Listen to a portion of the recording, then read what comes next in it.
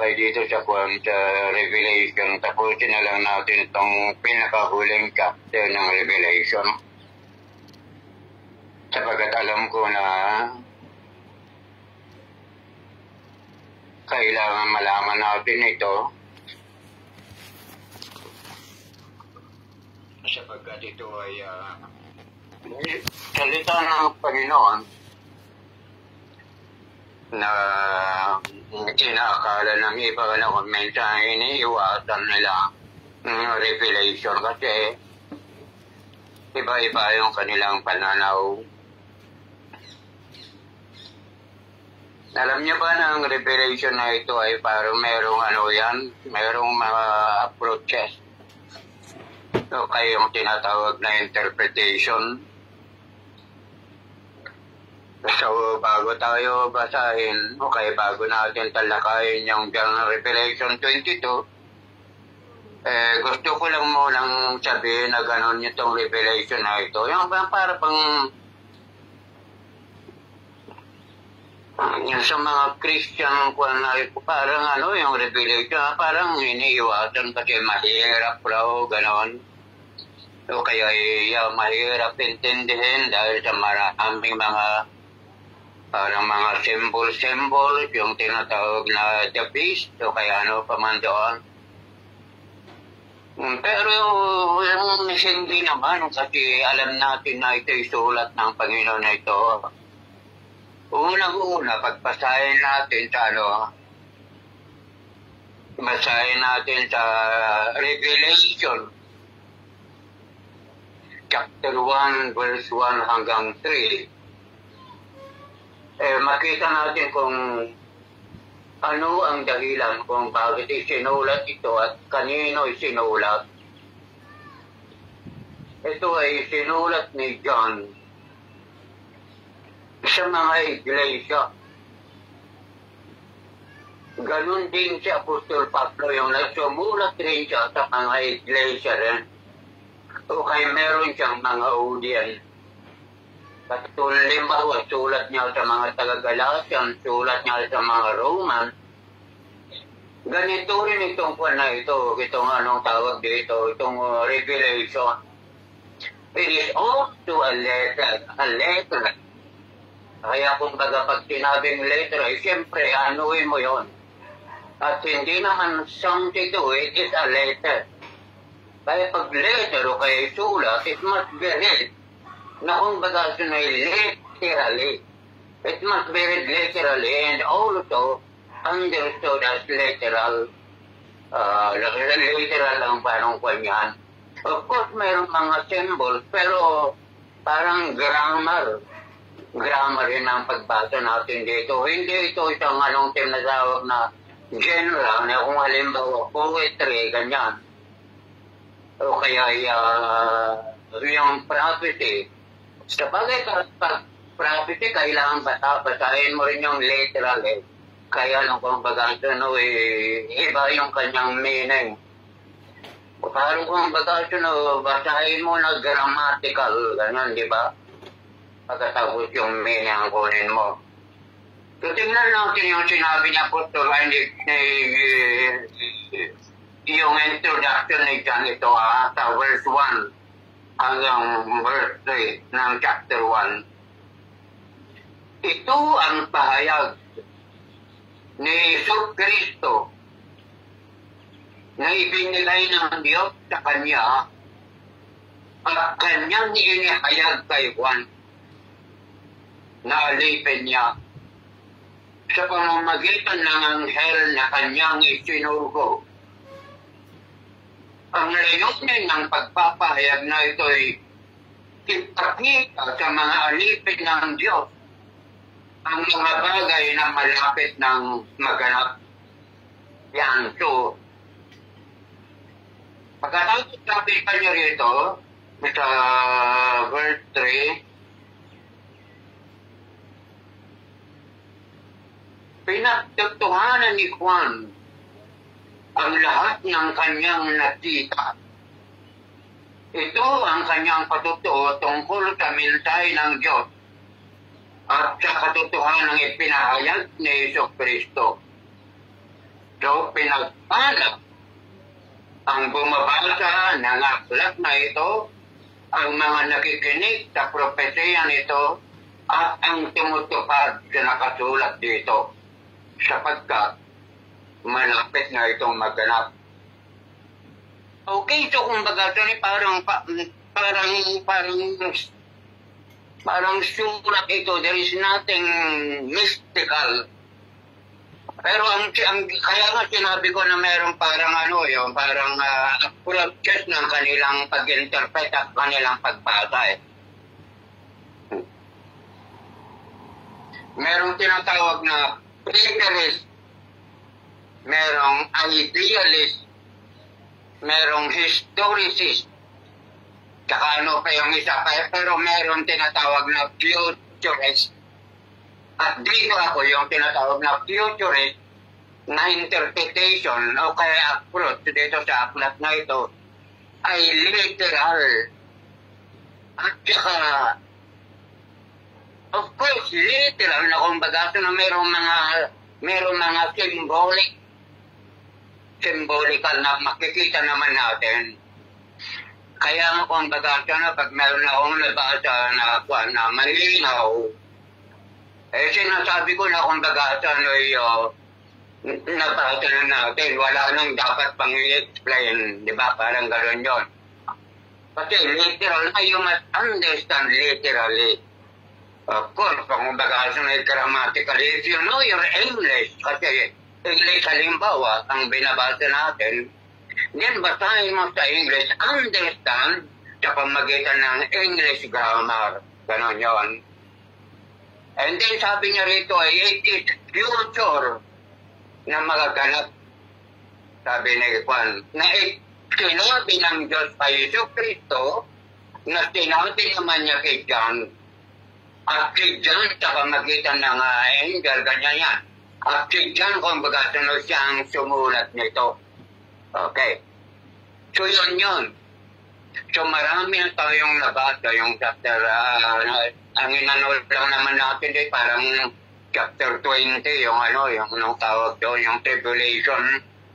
Pagkatapos yung 20 rin, yung millennium. Pagkatapos sa 21 yung tinatawag na final state. Okay, yung description yung New Jerusalem.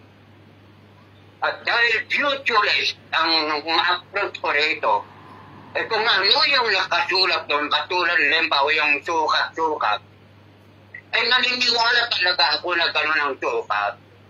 Kung sinabi na yung tinatawag na wall ay gano'n kakakal na 65 meters, gano'n talaga. Pag sinabi na kung baga anong tawag doon, yung 12,000 yun, 12,000 talaga yun. Pag sinabi nga equal part yun, equal part talaga equal. Pag sinabi ng road, o kaya yung daanan doon sa New Jerusalem, pure gold, that crystal, talagang ganun. Kasi ganun ganun yung pagbasa ko, at ganun yung interpretation ko. Hindi ko binibigyan katulad yung mga ibang approach na kumbaga nila yung meaning. Kaya nga kumbaga merong nagsasabi na itong New Jerusalem ay isang state o kaya isang kalagayan. Ang kalagayan, hindi lugar, kundi it is a state kalagayan. Pero sa ating lugar talaga yung New Jerusalem. Kaya sinabi nga ni Jesus Christ, at nakita ko, sabi ni Juan, nakita ni, anong tawag dito, ni John, na ganun din si Peter, yung pagsabi nga na kung bagasa na nasira yung new heaven, new earth, ay yung old earth, ganun din. Pagkatapos bumaba yung new heaven, new earth, pagkatapos New Jerusalem, Holy City. Sa akin, Holy City talaga yan. At kung ano yung description niya ng mga onyx, ano kay mga diamante na nakalagay dyan, naniniwala talaga ako na diamante. Isipin mo, katulad ng sinabi ko, yung anong nakukuha doon sa oyster na yun, ay maliit ko yun eh. Parang maliit pa sa julos, pero yung sabi nga nito, na yung isang gusto kaya isang door, may isang kwan yun, isang buo. Kaya ang lapad yun. Kaya kung bagasan pag ina-interpret natin o sabihin natin hindi totoo yan. Dahil yung mga jewels lang naman o kaya diamonds maliliit lang yan eh. Posible naman merong ganun. Nakalapad ganyan yun. Pero pag hindi literal ang pag-interpret, ay talagang ganyan ang lalabat na. Kung baga yung ipagkaguhin nila, sasabihin lang posible. Mga ganun yun. So, nakita natin, punta tayo sa 22, tapos ito na ang huli. At katulad ng sinabi ko, dapat nating malaman ito. Dahil kung pag-asan, ito na yung dinidescribe na ni Juan yung New Jerusalem na bumaba. Kaya yung sinabi ni Jesus Christ na maraming tahanan sa bahay ng aking Ama, ipaghanda kayo. Yung naman, yung sinabi ng ating Panginoon yun, pero sinabi rin ng Diyos at ang ating Panginoong Kristo, ang kanyang description ng dimension niya, yung New Jerusalem na yun. At kung ano ngayon, yung napapaloob doon sa anong tawag dito, sa New Jerusalem na yan. Kasi nalaman natin ang structure eh. Parang patol ng sinabi ko, kwadrado siya, ganyan yan. Makapal ang wall, may tigtatatlo. Puro tayo yung tigtatatlo na anong tawag dito, na mga door. Gano'n yun, tsaka yung mga anong tawag yun, merong 12 na foundation. 12 na foundation talaga yun. Yun ang interpretasyon ko kasi futurist na ako eh. So na, punta tayo na sa ipagpatuloy natin. Kasi ang nalaman lang natin doon sa chapter 21 eh, yung structure eh.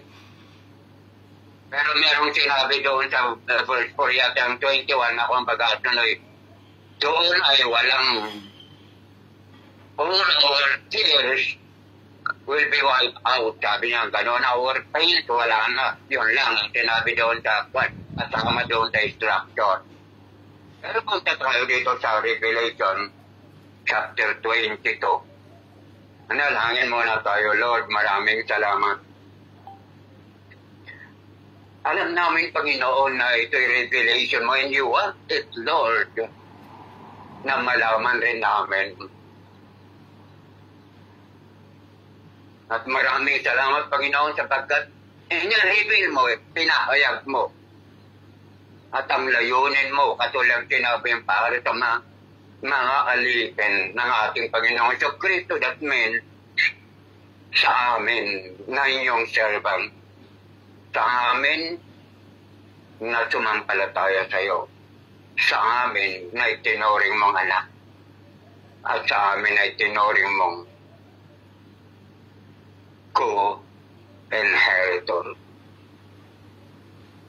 So Lord, maraming salamat. Dalangin namin ulit sa iyong banal na Espiritu na ang pagtalakay namin dito, aming Panginoon, ay maging malinaw sa bawat isa sa amin.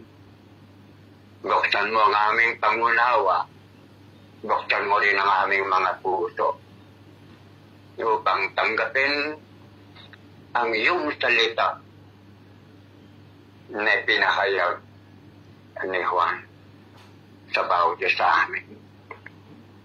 Maraming salamat, Panginoon, sa pangalan ng Jesus. I think yung last verse, the 21, sabi, walang inhabitant doon sa New Jerusalem Ano yung future pa lang yan, ha? Pero sinasabi na nga sa atin, na doon walang inhabitants doon, o kaya walang nakatira doon, na hindi nakasulat ang kanilang pangalan sa Book of Life. Kaya kung parang alamin natin talaga sa ating mga sarili kung talagang tayo ay mga Christian na sumampalataya sa Panginoon at tayo talaga ay kasama doon sa nakasulat sa aklat ng buhay. So, tinuloy ni John yung kanyang vision na kanyang nakita doon sa sa New Jerusalem. So, dito sa chapter 22, verse 1 sabi, Then he showed me the river of the water of life, clear as crystal, flowing from the throne of God and the Lamb. Now, sa akin, literal rin ang explanation ko rito. Sa bagay kung baga yung vision yan, vision,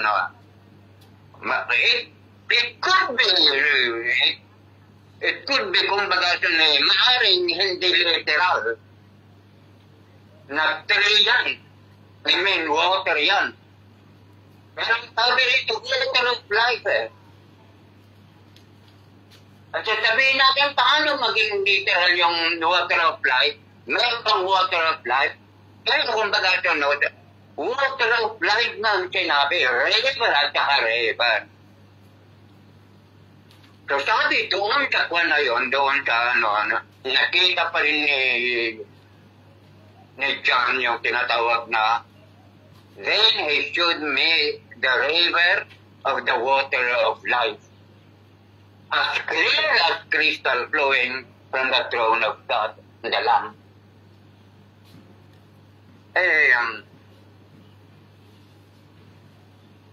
Ang river, alam naman natin ang river Dito nga sa lugar namin dito sa Nueva Ecija may river Pero pag tingnan mo kung saan nanggaling yung river nanggaling sa mountain mayroong pinanggalingan doon. Hanggang minsan nagugulat ako bakit kaya ganyan. Saan naman nagmula doon sa mountain yung river na yan?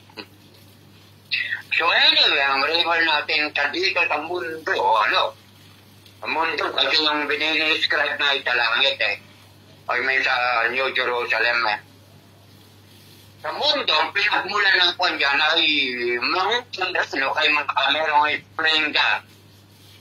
Pagkatapos pababa yung river ng water. Alam natin yung gamit ng river. Kung pagkapili natin yan ng buhay. Alam kung parang yung mga halaman, ganyan yan.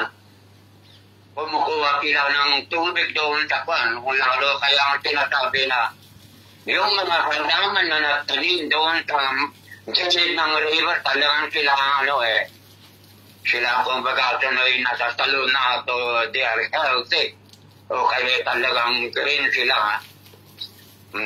Sila. So yun talagang ng river. Kaya kung minsan mayroong pagdating ng panahon, ulan, kung baga yung river na yun, anong tawag doon?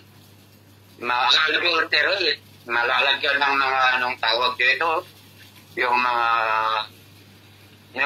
dumi, yung mga soil, kaya maging soily yung river. So it is not clear. It is not clear. Pero dito yung sinabi ni Juan doon sa anong tawag dyan, sa Holy City, kaya sa New Jerusalem, alam ko na, kanyan hindi ko lang alam hindi ko alam kung meron kanyan, kung meron community yan. Pero kung tingnan ko ba natin, nakatulad din ng ganito. Pero ngayon ko siguro, city yan eh. Eh baka walang tinggan na kung palimbawa panggalingan ng water. Kung yung sinabi rito, ang galingan ng water na yon, ang isang Diyos, Diyos and the Lamb. So, Diyos yun, magkakasya na walang problema eh. Sapagkat ang Panginoon, dahil holy at clear yan eh. Ang kasi nagbibigay kung yung water na tinatapos ng Panginoon, nagbibigay ng buhay yun eh. Kasi nga titinga tayo eh. Paminsan na pag iba sa mga probinsya sa river sila kumukuha ng kwan. Kabilang inumin o kayo doon sila naglalabaw, kaya ano pa man dyan. Kumukuha ng pandilig, etc. maganyan. So, lahat ng ano ng water, parang ano rin yan, parang nakapagdano ng lahi. Elemental lahi. Kaya kung bagatan eh, kasi lahi rin yung pagsasin ng libre niya, yung parang jeep ng Panginoon sa atin, may parang pinakita niya yung river. So, yung river na yan, kung bagatan paano rin ang lisig natin nag-no-no sa buhay natin doon. At yun nga yung sinabi ko na, living water, yun din yung parang sinabi na ng ating Panginoon na, doon sa, ano ba yun, sa Samaritan woman, na merong living water na ipagkakalob ng Panginoon sa kanya. At hindi na mauuhaw ang mga tao na doon. So I think he is referring also to this. Kasi yun yung tinatawag river water of blessing. Kaya doon sa kwan na yun, doon na alam na natin na yung pinakamahalaga sa buhay ng isang tao, yung tinatawag natin water, nandoon. Kaya walang problema. When it comes to nourishment, pag nandun ka sa kwan na yun, walang problema kasi meron yan. Sabi, is clear. Kaya kung bagatin ay pure, kaya sa madali sabi, kung ano ang gagawin ng water talaga sa isang tao,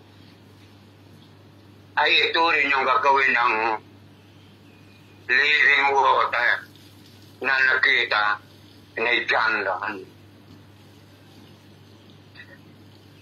Pagkatapos dito sa verse 2, sabi pa rin niya, down the middle of the city's main street, the tree of life was on both sides of the river, bearing 12 kinds of fruit, producing its fruit every month. The leaves of the tree are for healing the nation. Okay. So parang sa Genesis yan, di ba? Na ang Panginoon, ng unang creation, merong tree doon na kung baga doon ay doon kumukuha ka ng tree of life rin yun. Kasi nagbubuang ko niya pagkatapos kakainin lang ng ganyan. Adam and Eve, kaya lang kung baga doon dahil takbo, nawala yan. Kaya sabi nga ng Panginoon sa lahat ng mga tree na nagbubuka, nagbibigay yan ng sustansya sa inyo. Pipitas kayo at kayo maliban lang doon sa tree of the good knowledge and evil. Sinuway nila. Kasi yun ang nangyari. Ayun ang Panginoon na dito naman sabi, I am the middle of the city's main street. Yung pinaka-main street ng New Jerusalem, merong tree doon. So, hindi sabihin, isipin mo yung parang sabi, 2 million square miles na land area ng New Jerusalem na doon sa gitna Sa gitna, hindi ka lang kasi sinabi rito kung gaano kalaki ito eh. Kasi kung halimbawa, maliit lang ito na parang katulad ng anong tawag dito, makaakas siya o kay malalaking tree na yan eh. Pag nandoon ka sa para nakuha niyan, isipin mo yung tinatawag na, yung mild na lang niya eh. Hindi mo na magkita yung tree na yun. So, ganyan ang kung dito, hindi lang naman kung baga na hindi lang dyan sa na ati pa lang sa Israel, kung nasa sentro ng Israel yung Tree of Life halimbawa eh, hindi naman makita eh. Samantalang ilang litong area ng Israel yung sa loob ng tinatawag na dyan na New Jerusalem. So, yun lang, kung magkaroon rin ulit tayo ng imagination, pero i-imagine natin talaga, ay mayroong Tree of Life doon sa sentro ng main road, doon sa city, o kay New Jerusalem City. At ang sabi niya rito, on both sides of the river, the Tree of Life was on both sides of the river. Yung river, kung baga ito na living water na sinabi rin sa chapter 1 o kaya verse 1. Ito may isang tree doon na nagbubunga, sabi dito, 12 pounds of fruit. And then, nagpuproduce siya ng fruit every month. At saka yung leaf na yun ay kumbaga sa herbal yun. At tree for the healing of the nation. Hindi ko lang alam kung halimbawa sa kuwan yan. Kasi ang nandoon yung kuwan na yun nandoon sa nung tawag natin dito. Katulad ng pinasa natin, masabi na ang inhabitan sa yung nakasulat ang kanilang buhay sa Book of Life, di ba? Yung mission, parang nagkaano ito, parang nag-infer na mayroong nagkakasakit, gano'n.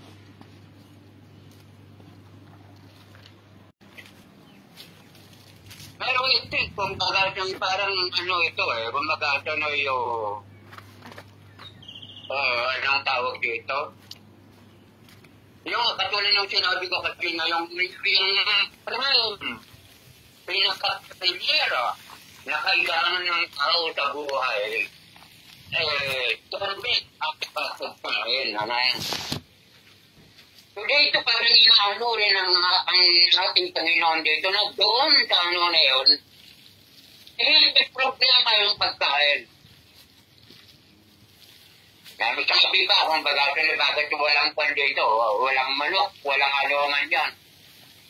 Walang ibang mga parang sinabi, parang Tree of Life lang yung nandun. So, ibig sabihin kung hindi na problema yung pagkain doon. Yan ang original na kwantano Sa Adam and Eve, it's not supposed to work. Hindi na sila dapat kung kailangan na magtrabaho ka. Dahil pigpitas lang sila ng bunga na magsasatisfy sa kanila. Magnunurit sa kanila. So yun yung na nakita ni rito, parang patulad pa rin sa sa tinatawag natin sa paradise ng Garden of Eden. Ang rin yan, meron rin kayo doon. At rin ang sinabi na rito. At na fruits pa. Ay kung alam ko ang fruit, at yung Panginoon ang isang nag-create o kang nagpatubo. At siyempre alam natin na kung bagasa niya na yun. Magaling ka yun, mabuti yun. Nakakapag-satisfy yun. So dito ba ang makikita natin, yung tinatawag ng healing of the nation, I think kung baga hindi lang kanya ni, baka siguro, sabi nga walang hunger, walang hunger kapag meron kakainin. Walang sakit, sabi pa doon dito sa New Jerusalem na ito. So I think, it has a meaning, baka yung sinasabi lang doon na, basta magamit lang sa buhay ng isang tao, ng isang yung anong tawag dito, yung mga naligtas doon sa New Jerusalem. Anyway, yan, sinasuggest lang yan na abundant, yung tinatawag na kung pagkain lang ang problema. Wala naman kasing sinabi, katulad sinabi ko na baboy dito kay baka. Wala tayong nabasa, ito lang nababasa natin. Pwede naman tayo kung bagasa, libre naman tayo na parang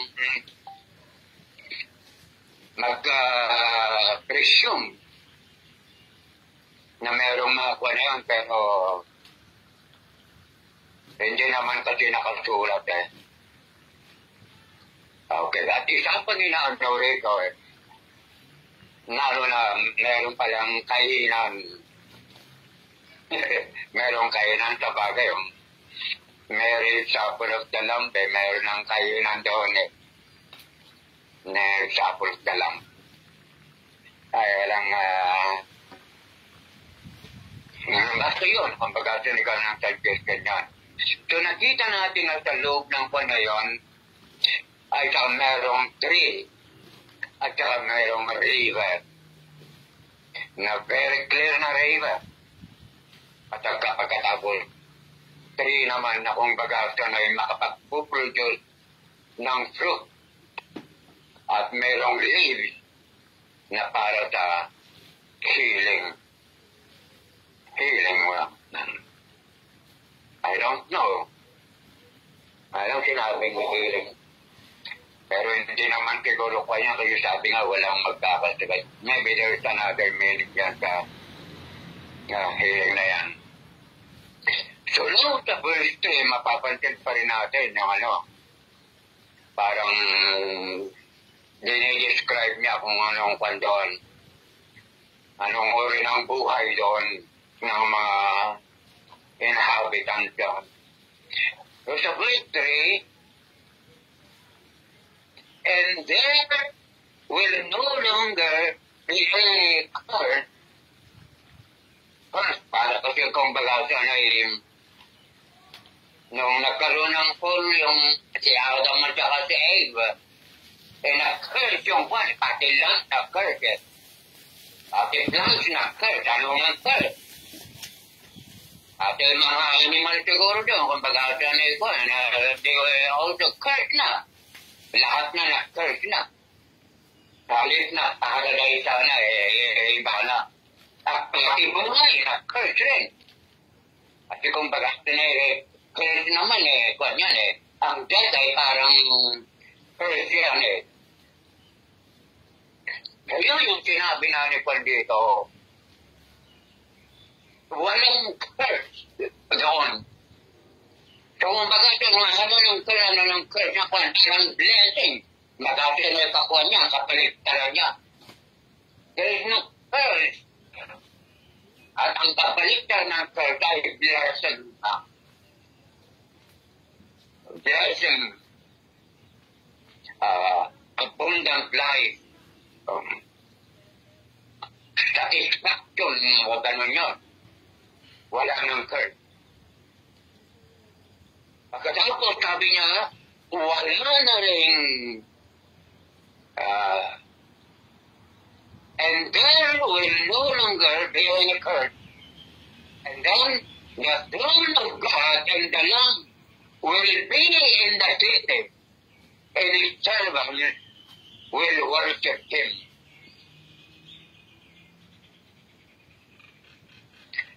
So doon sa kwan na yun, sa New Jerusalem na yun, na nabasa natin na walang temple doon.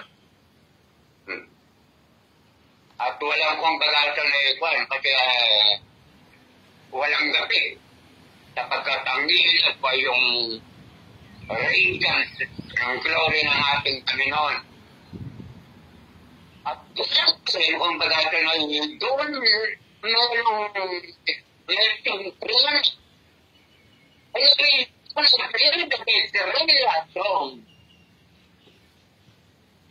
Kung sa templo mo, naging desisyon ng prayer, nandoon istasya ng Panginoon sa templo na ginawa ng kamay ng tao, yung Temple of Solomon.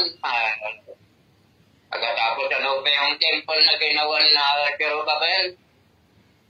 Pagkatapos yung temple naman na ginawa ni Herodes, ay nandoon yung presensya ng Panginoon. Dito, doon na mismo yung agok ng ating Panginoon ay doon na.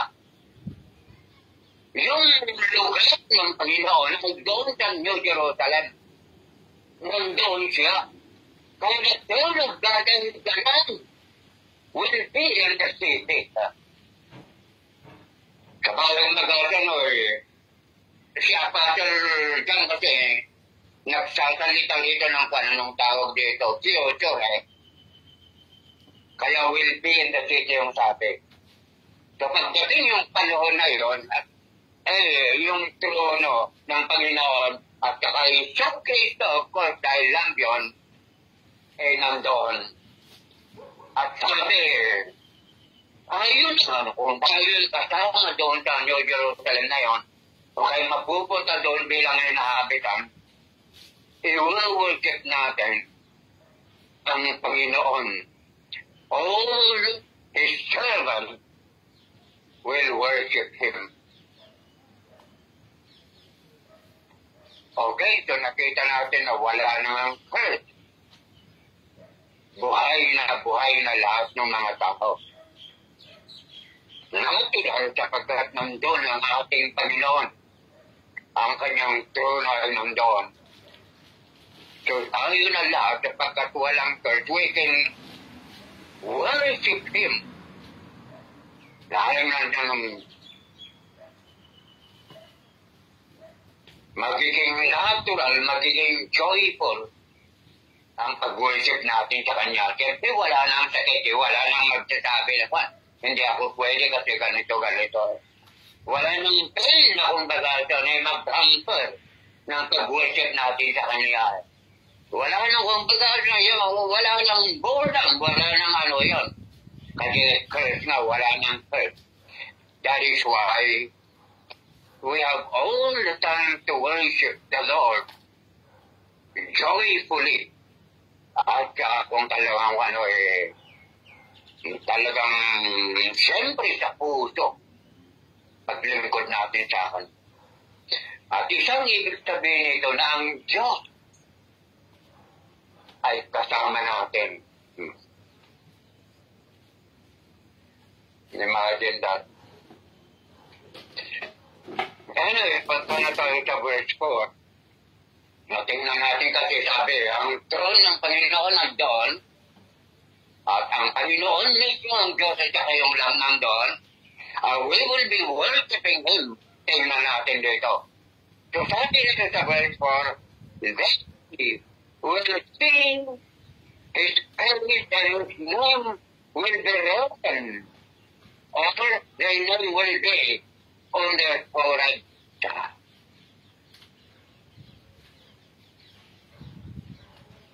So your name will be on their forehead pag kumbaga ng pagmamayari.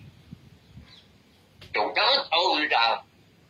God is we are His people, Father. We are His servants. We are His worshippers. Para bang yung best, di ba? Yung magpatatak sa noo at sa kamay. Yung nagpatatak sa pag-aaral ng best. Kaya ang kanyang parang relationship na yan. Hindi na katulad tayo pagkakiltano natin tayo sa Panginoon. Hindi naman kanya Kung minsan na pa yung puso natin Hindi masyadong cute. Kung minsan kasi nagkakaroon tayo ng confusion, minsan nagkakaroon tayo ng boredom, nagkakaroon tayo ng... Ang relasyon natin sa Panginoon ay parang malayo. Parang malayo. Pero dito pa rin yung communion na yung understanding ng natin sa Panginoon. Nakita mo, because we will say, hey, yung kanyang mukha. Kaya, kumbaga, sabi kasi rin ni Jesus Christ, blessed are the pure in heart, for they shall see God. Samantalang siyang kalata, ay meron siyang word, na wala kita sa Diyos na hindi mamamatay ka. Kapag makita mo ang Diyos, doon pa nga, yung balata na yung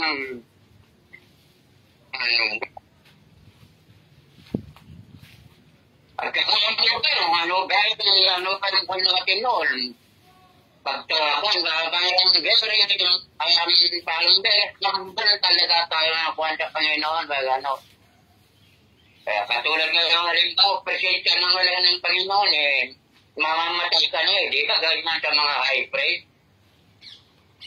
Na kung bagasan pag meron silang kasalanan na at ano sila ang Panginoon, talagang sa presensya ng Panginoon, mamamatay doon to. Wala. Yun ang sabi niya sa Exodus. Exodus 33 na kwan. Na yung, you cannot see my face. Yes, Panginoon ang nagsabi rito. You cannot see my face. For many shall not see me and live. Pero dito makita natin iba na. O siyempre wala nang kasing third. Imagine yan, makita na natin ang Panginoon. Of course, kasi ano na tayo doon We were made righteous by Jesus Christ. We were made pure and holy by Jesus Christ. Sa kanyang pagkamatay. Sa kanyang righteousness na sa atin yun. Kaya kung baga, ito na ang katuparan. We will see God face to face. So, katulad ng sinabi ko, ang relasyon na natin sa Panginoon ay intimate na maunawaan na natin ang Panginoon. Sabagay, alam natin na kung pag-asin ay God is a spirit God is a spirit, di ba? So, parang pagkakaroon ng faith yan. Pero sinabi niya rito What is that only to understand? Kasi kung idea na kahildang ako na ako rito, sabi ko, hindi pwede. Hindi rito, yung pati spirit At sinabi rin ito ni Juan nung nakita niya. Si Juan pa lang mismo nakita niya Kung baga ng vision lang, nakita nga natulog ka dahil nandun ang Diyos. Kasi yung lang.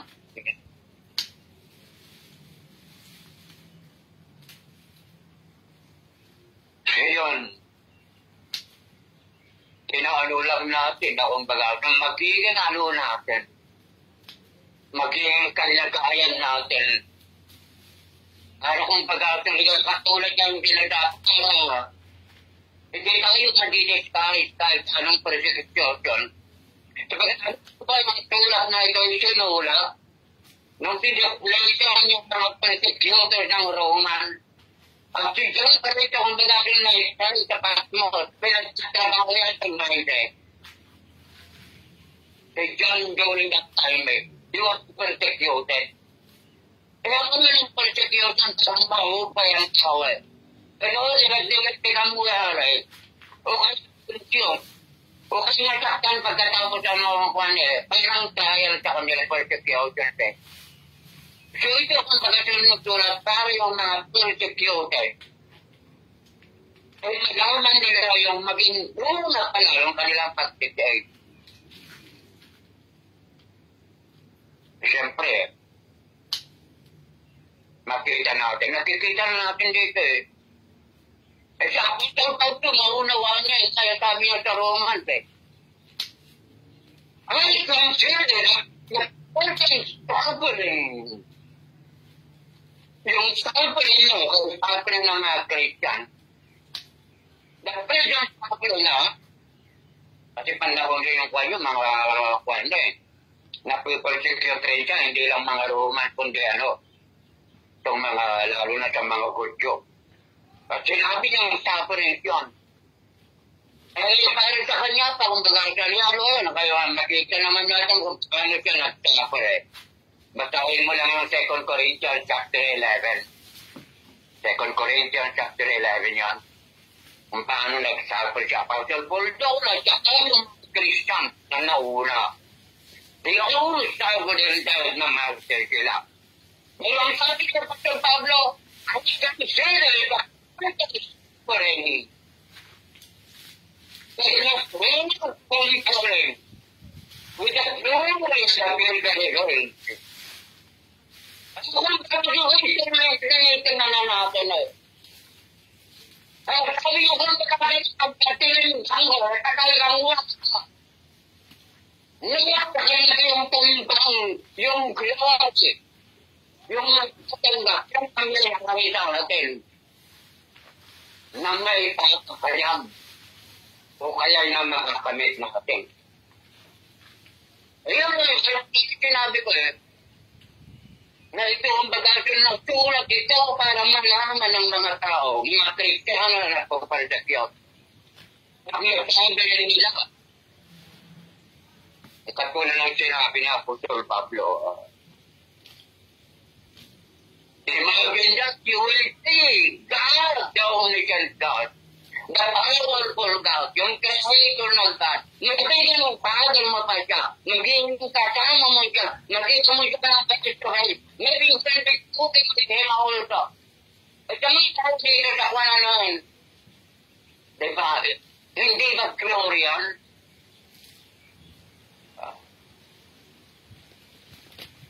I've traveled down will be no more. Live will be no more. People will not live the life of a long for a long of the sun. Because the sun, God will give them life, and they will reign forever and ever. Light kasi kung pagkakatan dilim yan kahimblan yan Ay sabi, hindi na natin kailangan wala ng night Wala ng kapiliman. Bakit sa tayo mo ang Diyos ng night na siya, na mayroong religion siya. Kapag pa ikaw, kung bagatan kung ano yung one pinon Diyos ka kung bagatan pinakabang tayo yun sa buhay ng Diyos. O kaya sa existence ng Panginoon.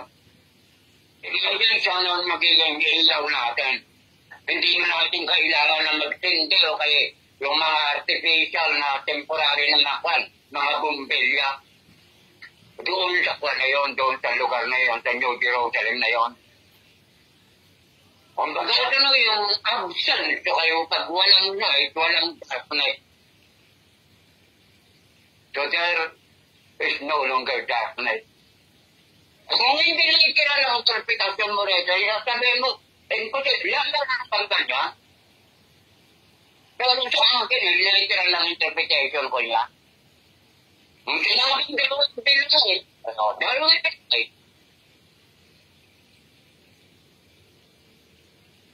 And then sabi rito, because the Lord will give them light, and they will reign forever and ever. Reign. Parang magulo. Mamunan. Ano kayang pamumunuan natin doon? Kawawan naman kung yung mga anghel. Kasi alam mo kung baga doon sa bagay, mas mataas pa raw tayo ng mga anghel Sabi, I think that was the Apostle Pablo bang nagsabi doon o kaya Jesus Christ. Sa pagkatang ng anghel, papamunuan natin. So anyway, ganyan yung yung description natin o kayong uri ng buhay natin. Wala nang gabi. Kaya nga lang iniisip ko pag walang gabi, di walang tulugan.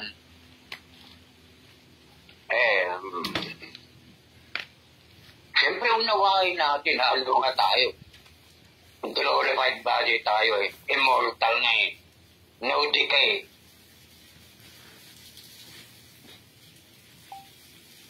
Walang sakit.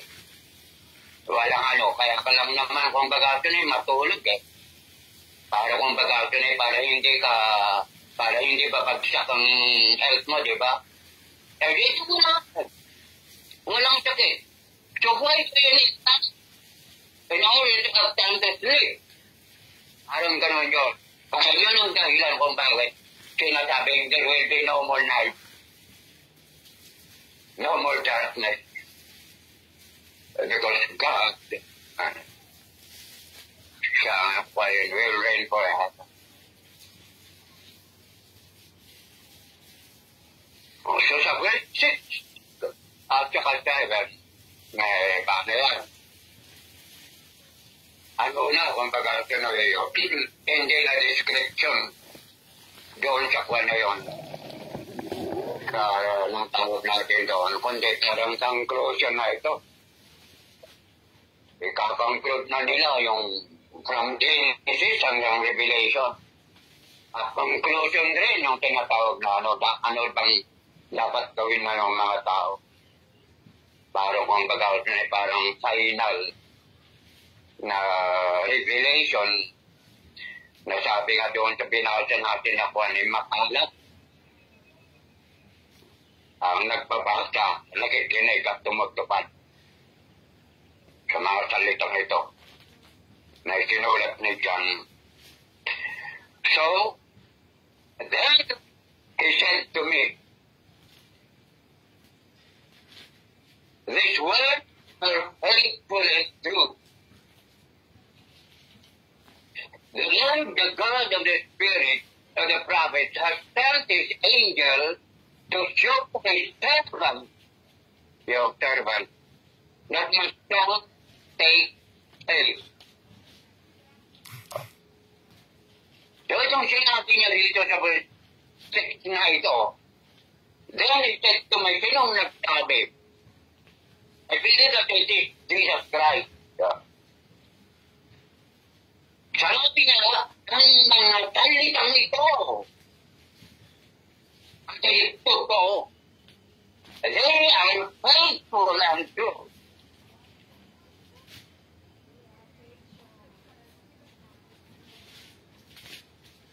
Si Jesus Christ na nagsabi yan sa pamagitan na ito na,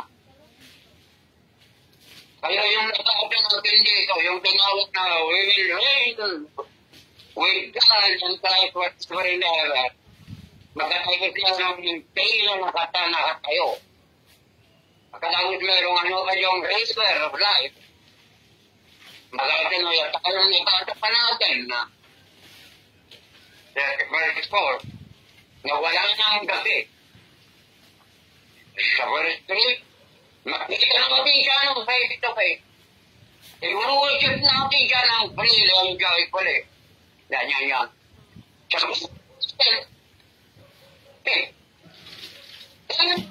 to me, hindi sa Christ ito ang nagtap na totoo. Katulad yung sinabi niya, I will go to the Father and prepare a place for you. If you would not follow, I should have told you. I am faithful. Faithful to na mangyayari. Magaganap.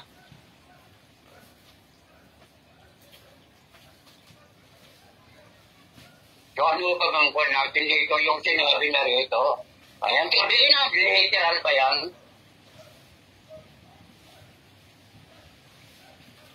Okay, hindi naman mistake yan, yung mysticism.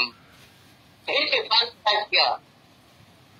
Hindi Jesus Christ na may parang nagsasabi. Ang sinasabi niya doon sa kanyang mga alipin, o kaya sa mga churches, I think the seven churches.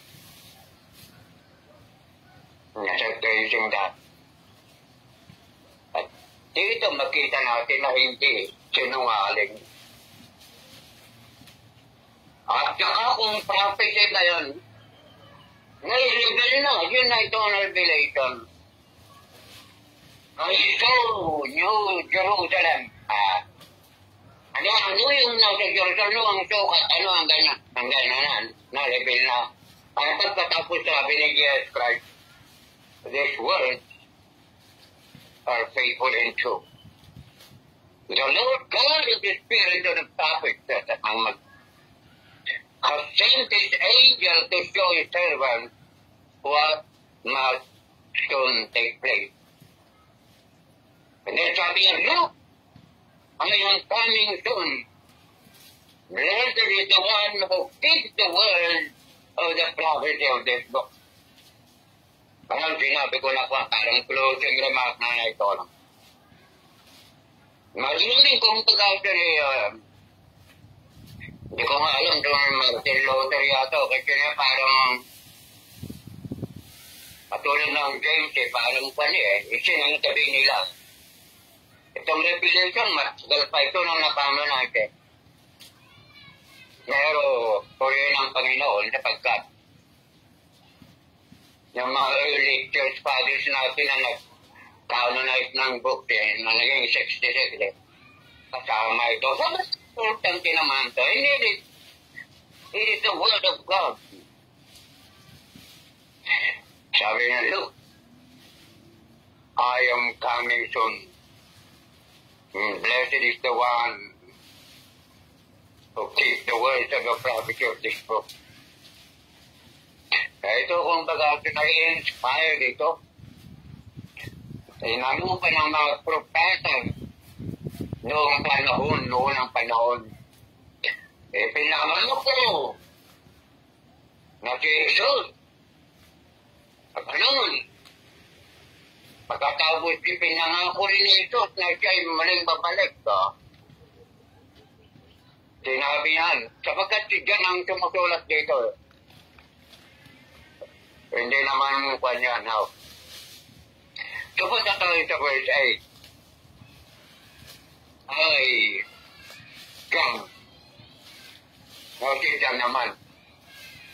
I'm the one who heard and saw this thing. When I heard and told them, I held them to worship at the feet of the angel who had shown them to me. But he said to me, don't do that. I am a fellow servant with you. Your brother is the prophet and those who keep the words of this book. Worship God. Eh, ano siya ng tawag dito? Nalawa natin ginawa ni John Nung chapter 14 Kung kasi sabi sa ay dahil niya para i-worship yung angel Pero ang dito lang ng salita, hindi ito yung pagkamangha. Inis. Naisan. Dito sa kanyang narinig.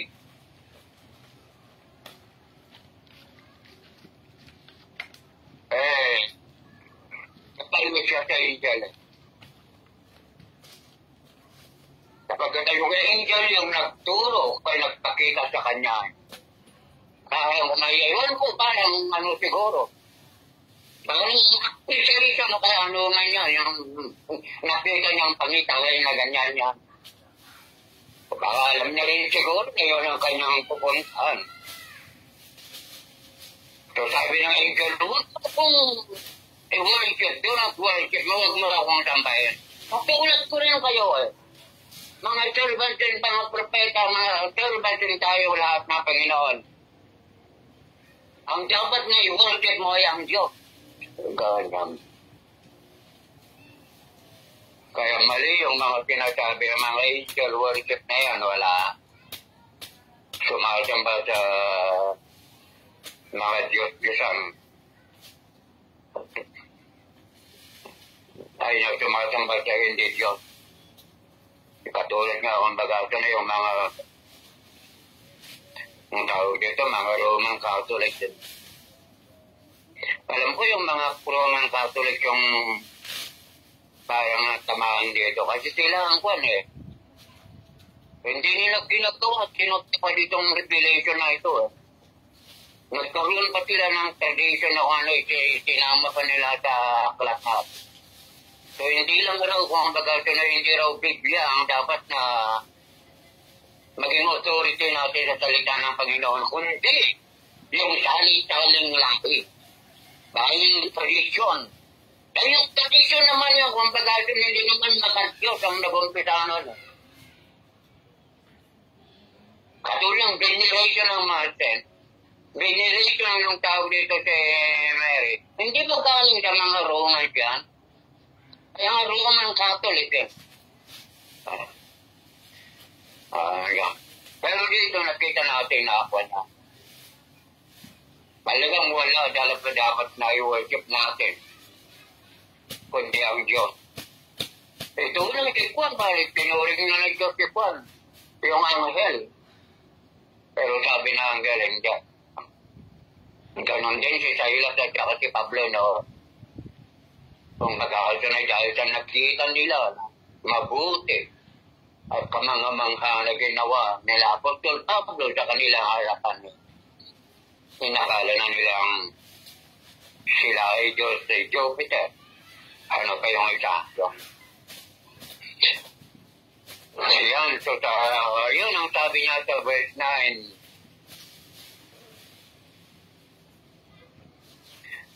So sa verse 10 at saka sa verse 11, then he said to me,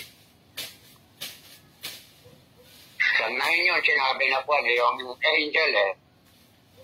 Then he said to me, don't fill up the words of the prophecy of this book. Because the time is near. Let the unrighteous go on in unrighteousness. Let the filthy still be filthy. Let the righteous go on in righteousness. Let the holy still be holy. Maalala natin sa pag nagbabasa tayo ng Daniel, si Daniel, pinagsabihan na na merong prophecy, pero sabi, silyohan ibig sabihin mo, reveal. Maalulan niya sa future time. Ay baka ito na yun. Kung pagkasunay, yung sinabi naman na silyohan ni Daniel it is not forever Marireveal lang yan pagdating ng time. Sabi yun. So I think it's referring to this one. Wag mong silyohan yan. Kundi ipahayag mo yan. Sabi ganon. And then he said to me, don't seal up the words of the prophecy of this book. Because the time is near. Malapit na. Ang panahon, sabi ko. Let the righteous go on in righteousness. And then the filthy to be filthy more. The righteous to go on righteousness and holy still be holy. Ibig sabihin malapit ng Diyos sa panahon na walang time Walang time. At saka yung mga filthy ang nagagawan, ganun na sila. State. Yan ang naging kalagayan nila. Ang dumating ang panahon. Yung mga righteous, gano'n yan. Yung mga filthy. So ito yung kumbaga ito yung mga nahusgahan sa kung ito yung judgment. Yung mga hindi righteous. Ibig sabihin yung kalagayan ng panahon, pero ang kung ibig sabihin nito kung yung kalagayan nilang ganyan din talaga ang kalagayan nila. Hindi magbabago. Kung yung mga po, yung bagay na kailangan ganyan rin, hindi rin magbabago yan. Malapit ng panahon, no? Parang there is no more time. So whether that is correct or not, basta ang one lang Talagang yung mga unrighteous meron silang pupuntahan. At ganun din yung mga writers. So, ano ko yan kung nagbabasa naman ako sa iba kung ano yung kanilang interpretation. Pero yan ang parang na-pick up ko na kumbaga sa ano let the righteous or holy still ay manatili sila. Ito naman kumbaga sa manatili rin sila nagkaroon ng kanilang kalagayan. Siguro kumbaga sa wala rin kumbaga sa walang effect. Walang effect kahit ma-reveal yan, kahit hindi masilihan natin reveal yan. Walang effect sa mga unrighteous. But to equal sa mga righteous it will not have an effect. Kaya kung baga kung righteous man sila, pag meron pang maging more righteous, parang gano'n yun. So sa verse 13 na 12, sabi niya, Panginoon ang nagsabi, Jesus Christ, look, I am coming soon, and my reward is with me, to repay each person according to his work. I am the Alpha and the Omega, the first and the last, the beginning and the end. So dito makikita natin ang una, pinatawag natin na eternal. Nangisaw ng ating Panginoon. Hindi katulad ng paniniwala ng mga na si Iso Kristo lang. Nasa kung bagatan ay nasa uli lang ng Diyos Ama. Anong talo bang ibig kong sabihin yun? It is only parang lang. Hindi ba siya nag-i-exist? Nasa mind lang ng Diyos. Ganun raw. Nag-exist lang siya nung siya pinanganak ng Maria. So, ibig sabihin na hindi siya eternal. Pero dito pagkasabi ng Alpha and Omega, the beginning and the end, eternal yan, eternal. Hindi naman sinabi niya, hindi. Yung nakayang ng creation, yung buhay, kahit ng world, kahit umpisa. Of course, yung creator, nothing was made that was not made by Christ, sabi sa Colossians. Hanggang sa end na ito, is siya rin. At sabi niya, dahil kung baga sa end ng mundo ng ganyan, di ba? Kung kayong plano ng Panginoon, panukalo ng Panginoon, ay nasa end na. Nathan, I am coming.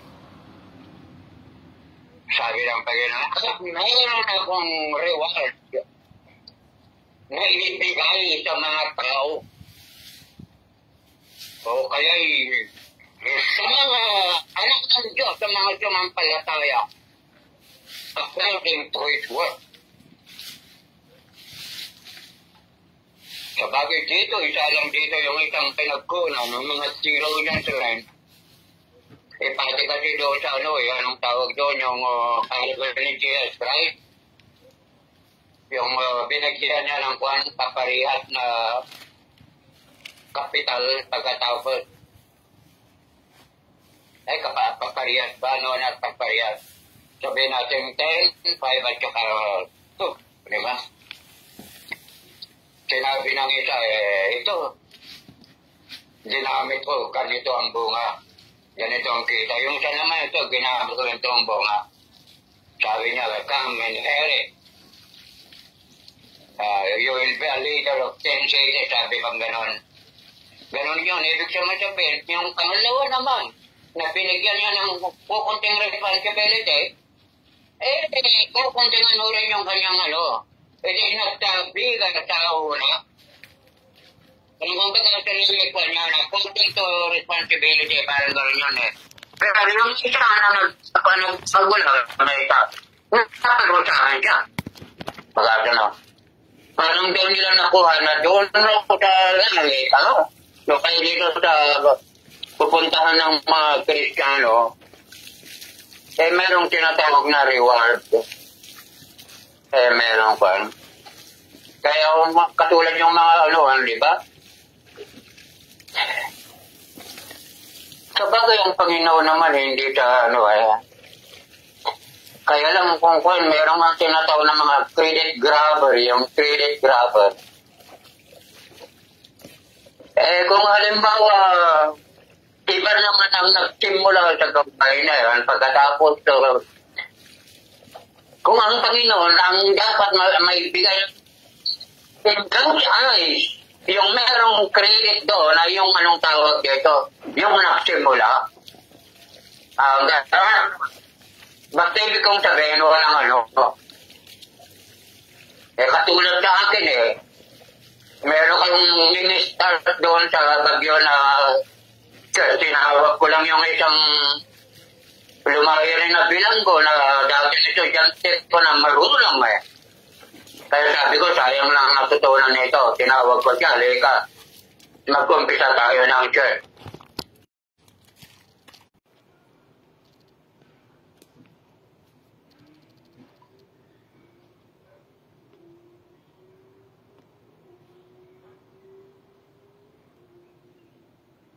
Bigay ko yan.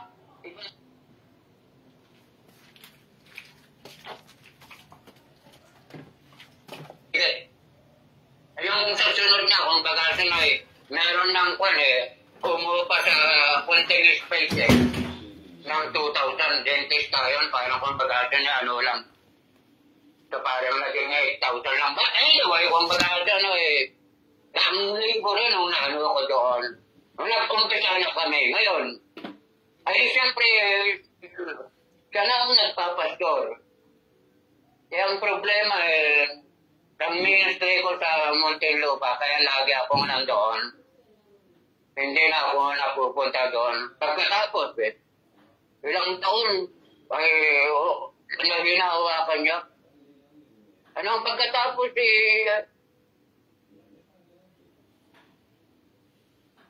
inirehistro niya ng ibang pangalan. Hindi na Cherwell. Hindi na Cherwell Christian Church, iba na.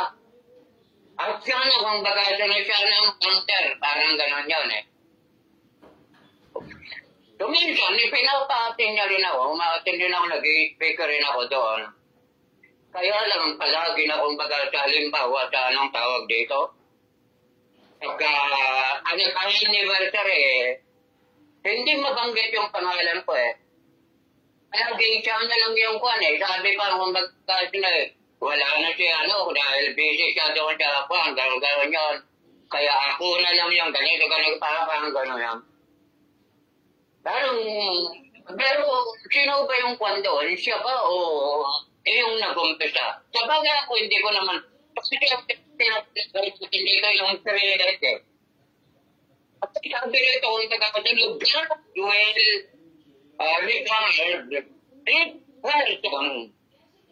according to his work.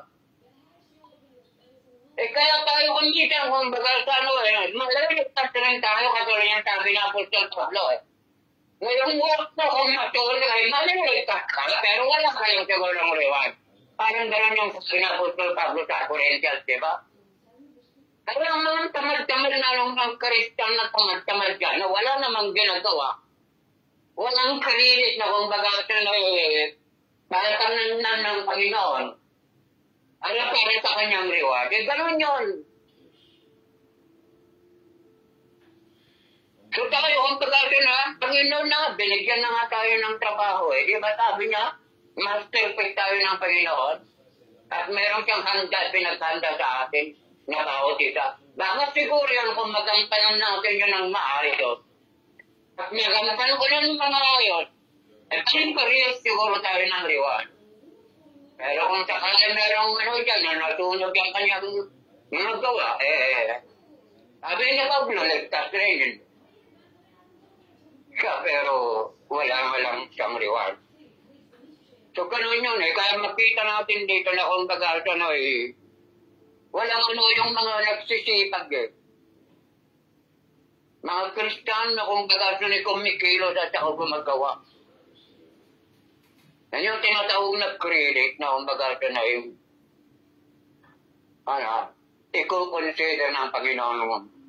Of course, alam ng Panginoon lahat kung sino. Alam pa niya kung sino yung mga lisi na Christian yan. Alam niya yung tinatawag na spiritually okay, but earthly no good. Wala siyang work, wala siyang gawa. Puro lang simba, puro lang worship, puro lang awit, puro lang Bible study. Kailangan talaga ang mga yan, pero panlangit yan. Kapag spiritual yan. Meron naman kung pag-atyo, paano naman yung earthly mo, yung relasyon mo sa kapwa mo tao.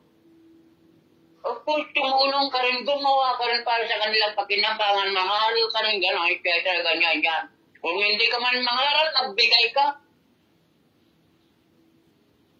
Ano kung bagay na pag mayroon mga evangelista dyan para magamit nila, ganyan yan.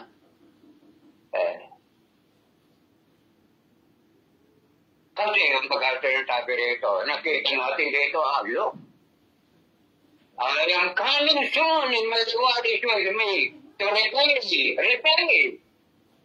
his person according to his word. Of course, hindi tayo naliligtas dahil sa word. Pero nang naliligtas tayo para sa mag-good work tayo. Ganun yan. So anyway, yan yung sinabi sa verse 12 at saka sa 14. Sa verse 14 at saka 15 at 13 at saka 12. 14, 15, blessed are those who walk the road, so that they may have the right to the tree of life, and may enter into the city by the gate. Outside are dogs, sorcerers, sexually immoral, murderers, idolaters, everyone who loves and practices falsehood. So yun ang kanyan. Ipinaalala rin yung anghel na nagsabi. Kapag kung bagay ang pinapatungkulan ng pinagsasabihan niya nga rito yung church, di ba? Kaya church, kailangan formal. Kasi wala rin kung bagay nakapasok doon. Pero yung kanyang robe, yung kanyang damit. Ang inulang dito, parang righteousness ng kondito righteousness Blessed are the angels, blessed are the pure. For they shall see God. For they shall inherit kingdom of God. O ano pa man dyan. So yung paalala ko na ito ng ating Panginoon itis. It is a reminder. Sabagay kung baga ito itong mga church na pinagsasabihan, mga church yan kung baga ito, you have to respect them apart. Truth. Kaya meron itong tinawag na outside sabi nyo, sorcerer, those who practice falsehood. Walang silang kung baga na pinabang. O kaya walang sila doon sa banal na city. At si Jesus naman sa verse 16 and 7, Jesus have sent my angel to attest those things to you for the churches. I am the root and descendant of David, the bright and morning star. Both the Spirit and the bride say, come. Let anyone who hears say, come. Let one who is thirsty come, let the one who desires to take water of life freely come.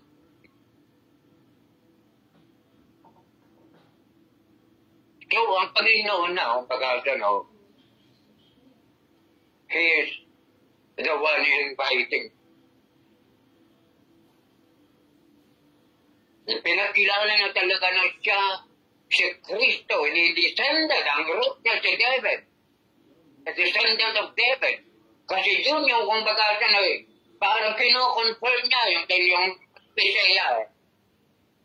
Ngayon, ano rin nagmumula talaga yung metasa, nagmumula kay David.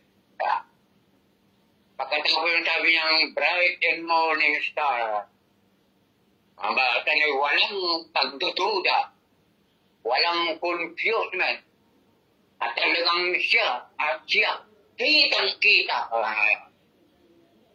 Ako, she is the light. Siya ang umiilaw sa bawat puso ng mga katulad natin. Ayan. Ang sinabi niyang kami, kasi ligtas na sila eh. Kaya ito ay, di ba sabi niya na pag nakapag-prepare ako ng place para sa inyo, kukunin ko kayo. So he is trying to get them all para kung baga ito na i-experienceahin na yung kanyang pangako. Kasi punta na tayo last few verses na lang.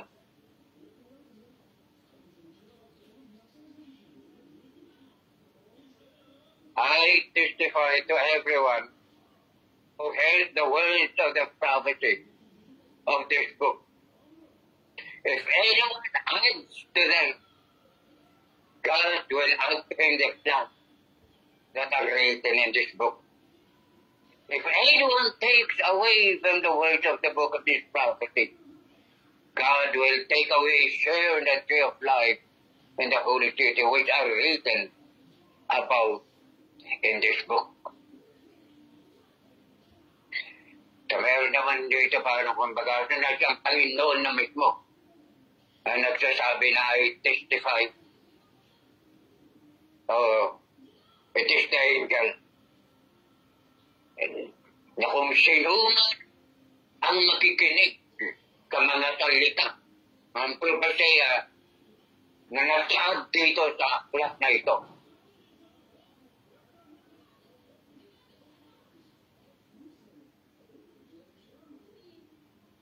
Kung sino man ang nagdaragdag, madaragdagan rin yung plan. So kaya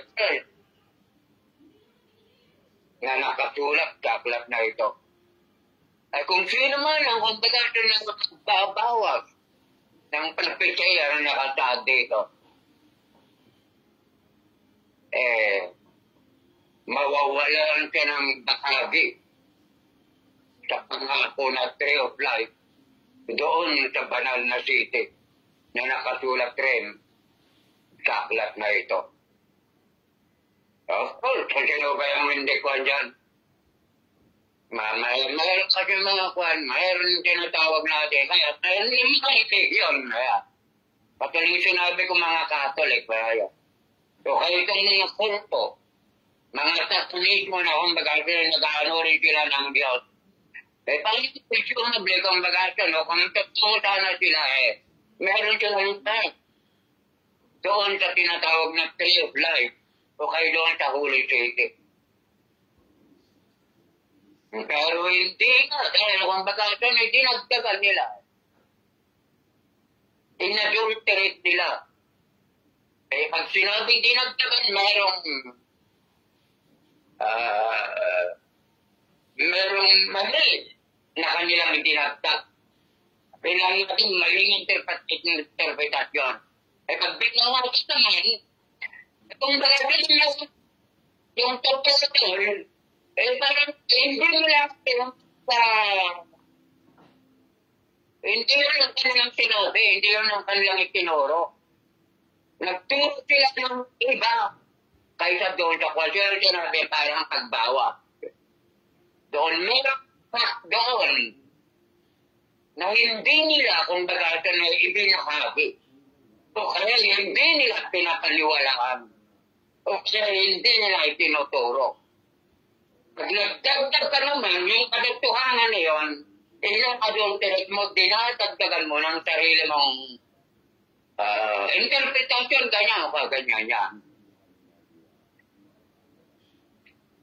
So, din makita natin na seryoso ang Panginoon dito sa kanyang revelation. He is very serious. Yan o, kumbaga dahil ito ay totoong totoo. Ito ay nakapagbibigay na kumbaga ng joy. Nakapagbibigay na kumbaga ng isang great lang sa Panginoon. Kung nalaman nila ito. That is why kumbaga sa na dapat yung sabi na rito magdadagdagan mo seryoso nga ako na dapat malaman nila. Dadagdagan mo at babawasan mo. So seryoso rin ang kanilang kumbaga na maging aruta. Then punta na tayo sa last verse. Ito na yung palaging sinasabi ng mga kwan.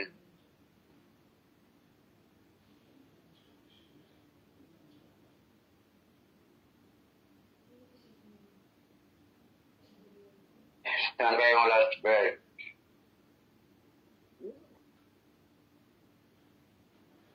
Sinabi doon na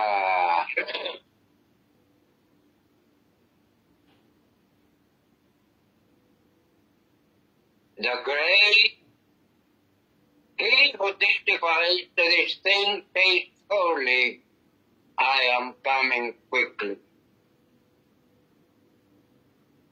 Amen. Even so, come Lord Jesus. The grace of our Lord Jesus Christ be with you all. Amen. Sumuling confirmation pa.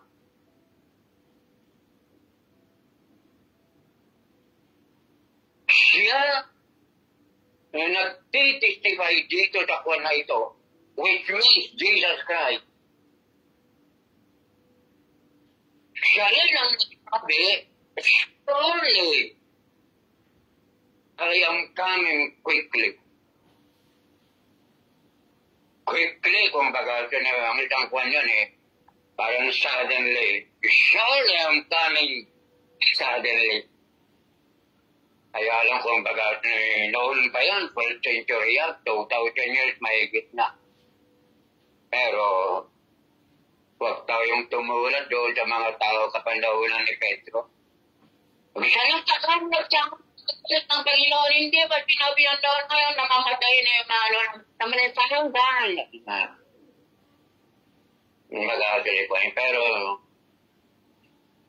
hindi nila kasi maunawa ng Panginoon. Kasi ang Panginoon sabi niya ang 1,000 years sa isang tao isang araw lang sa Diyos Ito ang 2,000 years nakaraan, parang 2 araw lang sa Panginoon yan So, ang bagasa na kung sila kung bagasa na mag-ano ng time, na time ng tao, na 1 hour is 60 minutes, 1 year is 365 days. Ang Panginoon sana, yung dapat nilang gamitin, ang kanyang tinatawag na time. Ay sa kanya, ang time 1 day, 1,000 years. So, ang alam siguro ng mga tao ito, katulad natin, alam natin, that's why we're not all to complain. Sabi natin, si Juan, kaya anong tawag dito? Yan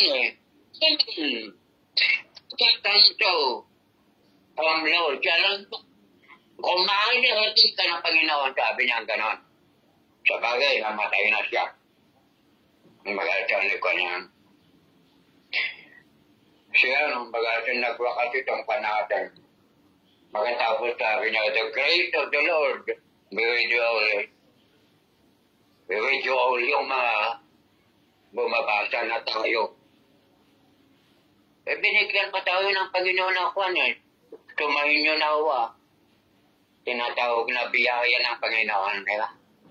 Kung tayo mga readers dito sa Juan na ito. Siya lang nakita natin dito sa lahat na ng ating Panginoon. Patuloy na ang sinabi ko, dahil nalaman na natin ito, may encourage na tayo. Mayroon na tayong kahit aspirautong picture ng lugar na ating pupuntahan. makita rin natin na merong reward na ating tatanggapin. Kaya kung baga nakatulad ng sinabi ko sila sa persecution, katulad nung magwakas ako sabihin ko rito, na pwede na natin sabihin din kapag alam natin ito. I consider the present suffering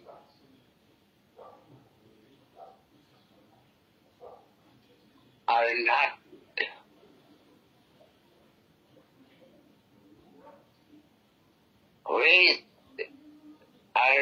worth comparing with the glory that will be revealed. So mga kapatid, patuloy tayo. Lalo na't nakita natin. Para bang kung bagas na meron tayong foretaste, parang natikman na natin sa pamagitan ng revelation na ito ang magiging kalagayan natin. So ano bang dahilan na tayo hindi magpatuloy at come what may? Sapagat alam natin at yak natin ang Panginoon ang nagpapatuto. Siya ang nagsabi ng salitang sinasabi kong ito ay true and faithful. So, ano pang dahilan na tayo magkaroon ng doubt na tayo pag ma-persecute ay manghina. Dapat manatili ang ating kagalakan. Kung dito tayo na nakafocus at ang Panginoon. Lord, maraming salamat sa sandaleng ito. Maraming salamat sa last chapter na aming nabasa at aming nakita na ikaw, Panginoon, ang nag-reveal sa pamagitan ng iyong anghel na inireveal niya rin sa pamagitan ni John. So Lord, nakita ni John na how amazing, how wonderful ang kanyang magiging kalagayan. Kaya niya nasabi, so amen God, come quickly.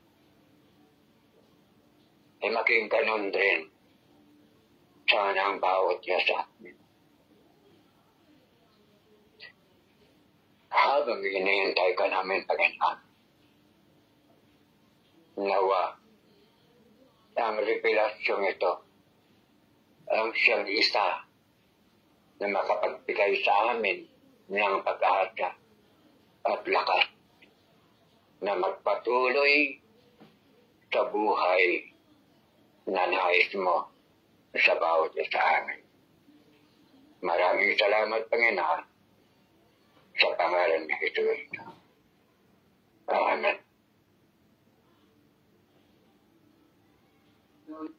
Amen po. Maraming salamat po, Pastor Lucas Daratan, sa ibinahagi niyo po mula po sa Revelation chapter 22. At bago pa tayo dumako sa ating pong reflection, tawagin ko lang po si Sister Christine Bilan para po ipanalangin tayo, Pastor Lucas.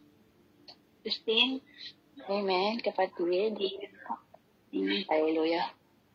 Tayo dumulog sa ating makapangyarihan Diyos para ipanalangin ng ating Pastor Lucas ng Hallelujah.